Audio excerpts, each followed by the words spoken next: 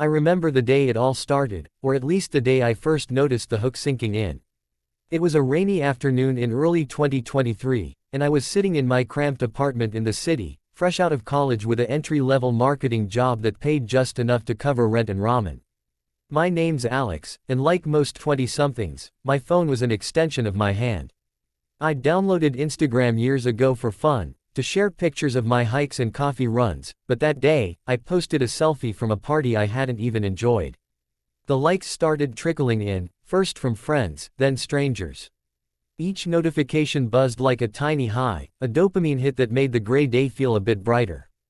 Little did I know, that was the beginning of a downward spiral that would cost me my relationships, my health, and nearly my sanity.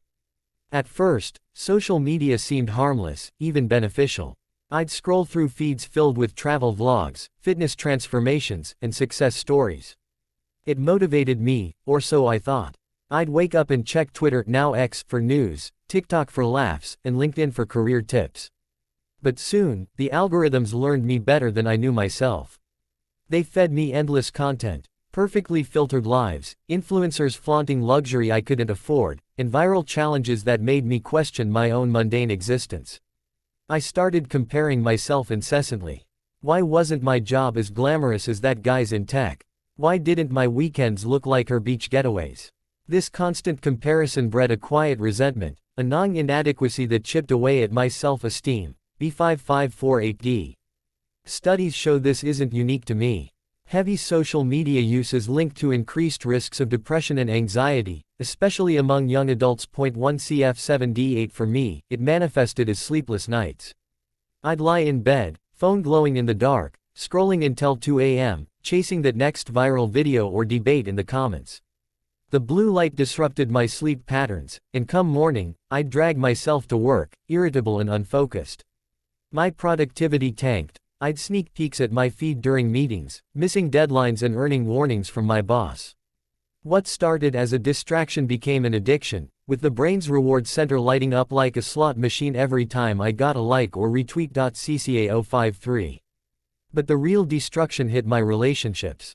My girlfriend, Sarah, noticed first. We'd been together for 2 years, building a life of movie nights and weekend adventures. But increasingly, our dates turned into me half present, phone in hand, capturing moments for the gram instead of living them. Alex, put that down, she'd say, her voice laced with frustration. I'd snap a photo of our dinner, edit it with filters, and post it with a caption like, "Date night with my love #blessed." Meanwhile, we'd barely talked. One evening, over what should have been a romantic dinner, I got lost in a Twitter thread about some celebrity drama. Sarah slammed her fork down. "You're more interested in strangers' lives than mine," she yelled. We fought that night, and it wasn't the last time. Social media fueled my FOMO, fear of missing out, like gasoline on a fire. E191B7 I'd see friends at parties I wasn't invited to, or ex-classmates landing dream jobs, and it'd spiral into jealousy. Instead of calling them to catch up, I'd stew in silence, liking their posts with a forced smile emoji. Loneliness crept in, ironic for platforms meant to connect us. Research backs this up. Excessive use correlates with feelings of isolation and even suicidal thoughts in extreme cases. 38B9FD For me, it peaked when I started cyberstalking Sarah's ex after a minor argument. Paranoia set in. Was she liking his posts? It eroded trust, turning small insecurities into chasms.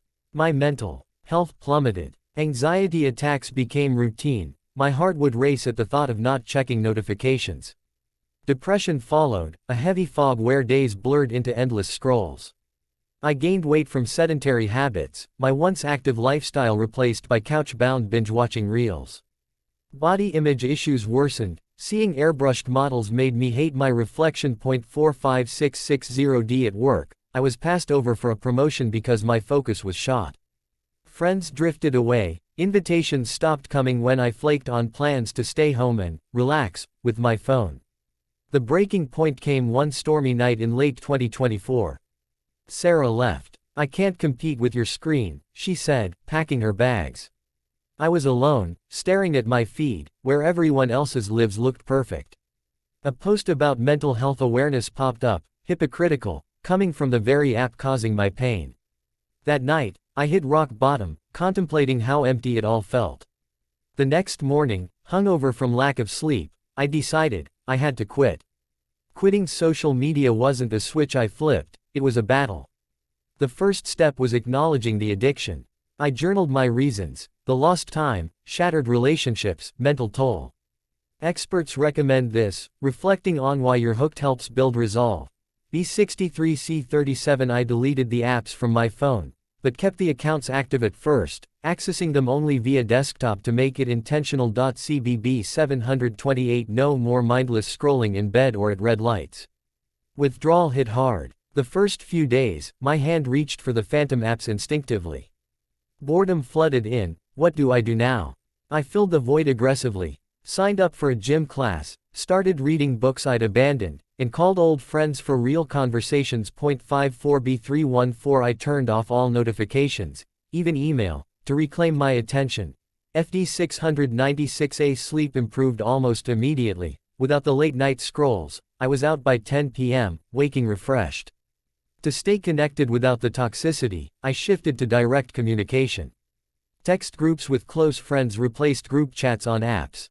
I subscribed to newsletters for news, avoiding the echo chambers of feeds. 19D994 For work, I used email and professional networks sparingly. Hobbies resurfaced: hiking without documenting it, cooking meals just for the joy. Productivity soared: I finished a certification course in months, landing that promotion I'd missed. The mental fog lifted. Anxiety ebbed as I stopped comparing myself. Depression's grip loosened. Therapy helped, but quitting was the catalyst. Studies show breaks from social media reduce stress and improve well-being.